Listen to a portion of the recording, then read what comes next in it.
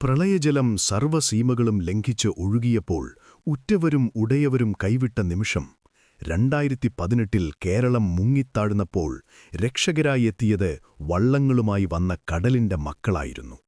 ലോകം അവരെ കേരളത്തിന്റെ സൈന്യമെന്ന് വിളിച്ചു. ആ നിമിഷം ഓരോ വള്ളത്തിലും നാം കണ്ടത് ഭഗവാന്റെ സാന്നിധ്യമായിരുന്നു. ഇതിഹാസങ്ങൾ പരിശോധിച്ചാൽ നമുക്ക് കാണാം, അറിവും ജീവജാലങ്ങളും പ്രളയക്കടലിൽ മുങ്ങിപ്പോകാൻ തുടങ്ങിയപ്പോൾ ഭഗവാൻ മഹാവിഷ്ണു എടുത്ത ആദ്യത്തെ അവതാരവും ഒരു മത്സ്യമായിരുന്നു. അന്ന് ആ കൂറ്റൻ മത്സ്യമായി വന്ന് ഭഗവാൻ ലോകത്തെ കൈപിടിച്ചുയർത്തി.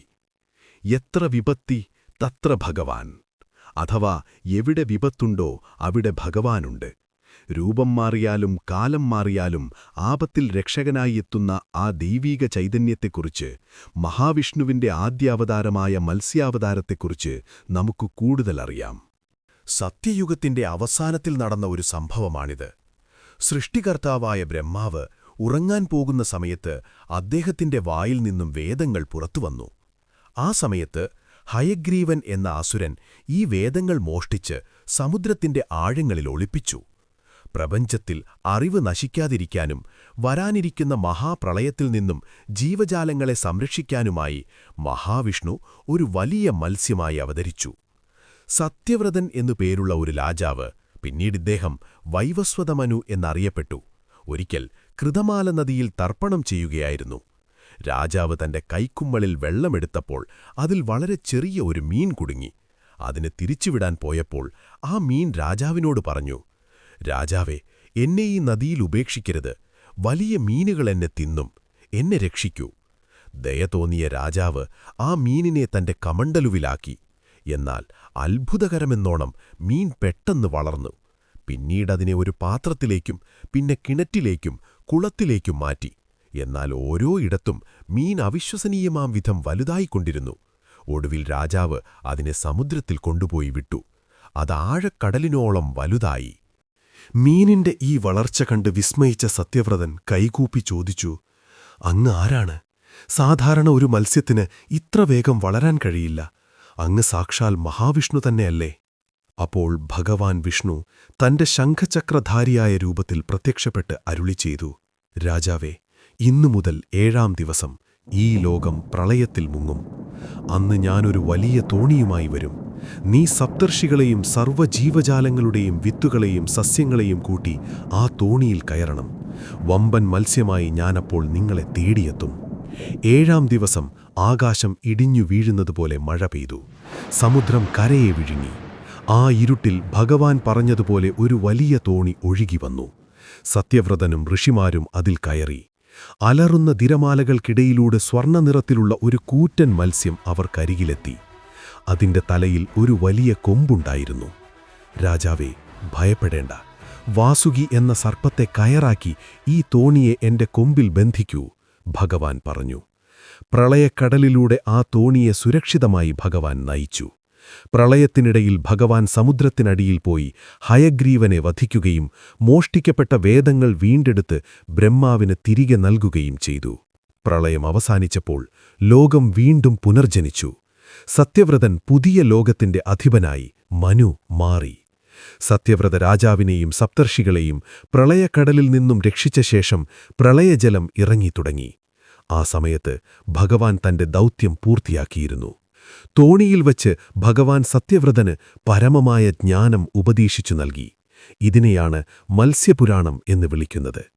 ലോകം വീണ്ടും വാസയോഗ്യമായപ്പോൾ ഭഗവാൻ തന്റെ മത്സ്യരൂപം വെടിഞ്ഞ് വൈകുണ്ഠത്തിലേക്ക് തന്നെ മടങ്ങി. എന്നാൽ ആ വലിയ തോണി ഹിമാലയത്തിലെ ഒരു കൊടുമുടിയിൽ ഉറപ്പിച്ചു നിർത്തി എന്നാണ് വിശ്വാസം.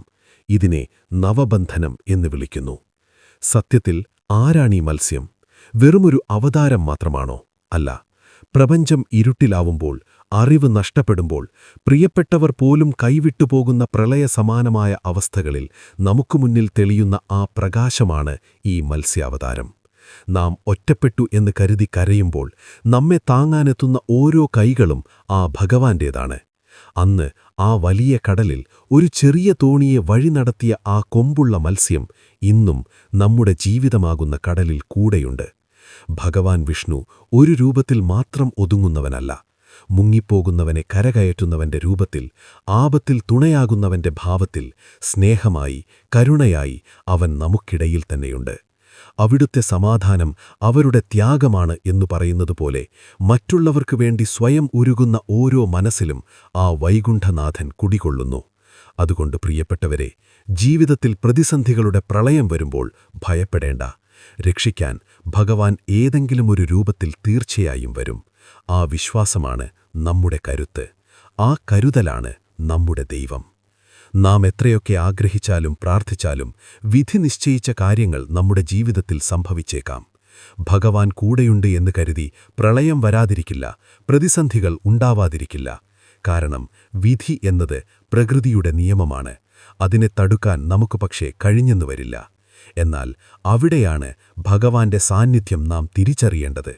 വിധി നിശ്ചയിച്ച ദുരന്തങ്ങളെ തടയാനല്ല, മറിച്ച് ആ വലിയ തിരമാലകളെ ഭയപ്പെടാതെ നീന്തിക്കയറാനുള്ള കരുത്തായിട്ടാണ് ഭഗവാൻ നമ്മുടെ കൂടെയുണ്ടാവുന്നത്.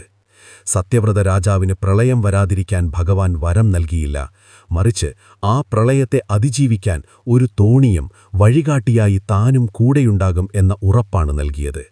അതുപോലെ നമ്മുടെ ജീവിതത്തിലും പരീക്ഷണങ്ങൾ വരുമ്പോൾ എന്തുകൊണ്ട് ഇതെനിക്ക് സംഭവിച്ചു എന്ന് ചോദിക്കുന്നതിനേക്കാൾ ഇതിനെ നേരിടാൻ എനിക്ക് കൂടെ നീയുണ്ടല്ലോ എന്ന വിശ്വാസമാണ് വേണ്ടത്. അതുകൊണ്ട് വിധിക്ക് മുന്നിൽ തളരാതെ ആ കാവൽ ചൈതന്യത്തെ ഉള്ളിലേറ്റിക്കൊണ്ട് നമുക്ക് മുന്നോട്ടു പോകാം. മത്സ്യാവതാരത്തിൻ്റെ ഈ പുണ്യകഥ നിങ്ങൾക്കിഷ്ടമായെങ്കിൽ ഈ വീഡിയോ ലൈക്ക് ചെയ്യുക, നിങ്ങളുടെ പ്രിയപ്പെട്ടവരിലേക്ക് ഇത് ഷെയർ ചെയ്യുക. ഇതുപോലുള്ള കൂടുതൽ ആത്മീയമായ അറിവുകൾക്കായി ഈ ചാനൽ സബ്സ്ക്രൈബ് ചെയ്യാത്തവരുണ്ടെങ്കിൽ ഉടൻ തന്നെ സബ്സ്ക്രൈബ് ചെയ്ത് ആ ബെൽ ഐക്കൺ കൂടിയൊന്ന് എനേബിൾ ചെയ്യുക. ഈ വീഡിയോയെക്കുറിച്ചുള്ള നിങ്ങളുടെ അഭിപ്രായങ്ങൾ താഴെ കമൻറ്റ് ബോക്സിൽ അറിയിക്കാൻ മറക്കരുത്. പ്രളയകാലത്ത് നിങ്ങളെ സഹായിച്ച ആരെങ്കിലുമുണ്ടെങ്കിൽ, അല്ലെങ്കിൽ നിങ്ങളുടെ ജീവിതത്തിലെ ആപത്ഘട്ടത്തിൽ നിങ്ങൾ അനുഭവിച്ചറിഞ്ഞ ആ ദൈവീക സാന്നിധ്യത്തെക്കുറിച്ച് ഒരു വാക്ക് താഴെ പങ്കുവയ്ക്കാമോ?